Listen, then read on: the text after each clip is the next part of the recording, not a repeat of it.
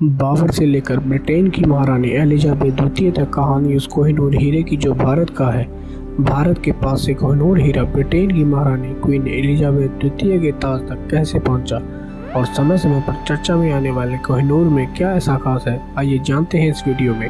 उससे पहले अगर आप इस चैनल पर नए हैं तो इस चैनल को सब्सक्राइब जरूर कीजिएगा। ब्रिटेन की महारानी एलिजाबेथ द्वितीय के निधन के बाद कोहिनूर हीरा एक बार फिर चर्चा में आ गया है। बचपन में हम सभी ने कभी न कभी कोहिनूर हीरे के बारे में जरूर पढ़ा और सुना होगा। जब भी हीरे का नाम लिया जाता है तो कोहिनूर का नाम सबसे पहले आता है। इस हीरे की कहानी उतनी ही दिलचस्प है जितना ये हीरा, जिसकी शुरुआत भारत से होती है, जहां ये सबसे पहले पाया गया था। अब सवाल ये उठता है कि भारत के पास से कोहिनूर हीरा ब्रिटेन की महारानी के ताज तक कैसे पहुंचा और समय समय पर चर्चा में आने वाले कोहिनूर में ऐसा क्या खास है।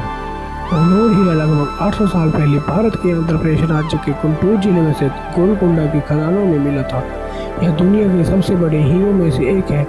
इसके नाम का मतलब ही है रोशनी का पर्वत। गोलकुंडा के खदानों का बेशकीमती हीरों से पुराना रिश्ता रहा है।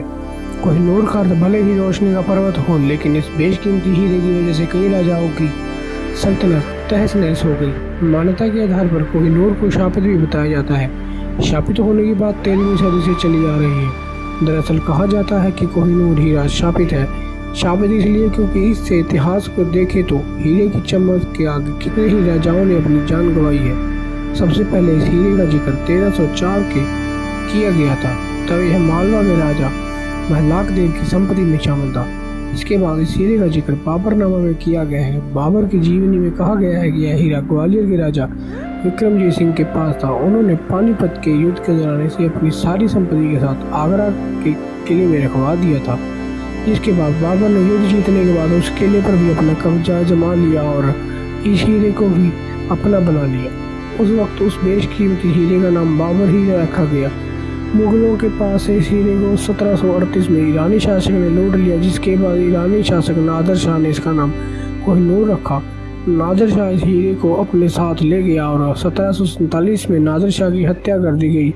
इसके बाद यह हीरा ईरानी शासक नादिर शाह के पोते शाहरुख मिर्जा के पास पहुंच गया। जब यह हीरा शाहरुख मिर्जा के पास था तब उनकी उम्र केवल 14 साल की थी।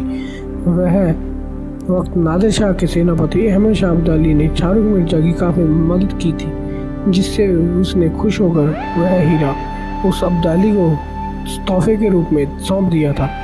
सेनापति इस हीरे को लेकर अफगानिस्तान तक पहुंचा, जिसके बाद यह काफ़ी सालों तक अब्दाली के वंशजों के पास रहा। अब्दाली के वंशज शुजा शाह जब लाहौर पहुंचा था उस वक्त वहां पंजाब के सिख राजा महाराजा रणजीत सिंह का शासन था। 1813 में महाराजा रणजीत सिंह ने इस हीरे को शुजा शाह से हासिल कर लिया, जिसके बाद यह हीरा भारत में ही रहा। महाराजा रणजीत सिंह ने इसे अपने ताज में लगा लिया। रणजीत सिंह की मौत के बाद 1839 में हीरा उनके बेटे दिलीप सिंह को सौंप दिया गया। 29 मार्च 1849 को ब्रिटिश ईस्ट इंडिया कंपनी ने पंजाब पर अपना कब्जा कर लिया। इस कब्जे के साथ ही सिख साम्राज्य पर न सिर्फ ईस्ट इंडिया कंपनी का प्रभुत्व हो गया, बल्कि दुनिया का सबसे मशहूर हीरा कोहिनूर भी उसे मिल गया। उस वक्त कोहिनूर हीरा ब्रिटेन के राजपरिवार के पास था। कब्जा करने के एक साल बाद यानी 1850 में इसे बर्मिंघम पैलेस में महारानी विक्टोरिया के सामने पेश किया गया, जिसके बाद मशहूर डच फर्म पोस्टर ने उसे 38 दिनों तक शेप दिया। शेप मिलने के बाद यह हीरा 108 कैरेट का रह गया था, जिसके बाद इसे रानी के ताज का हिस्सा बनाया गया। भारत के आज़ाद होने के बाद साल 1953 में कोहिनूर हीरे की वापस करने की मांग रखी, जिसे इंग्लैंड ने खारिज कर दिया।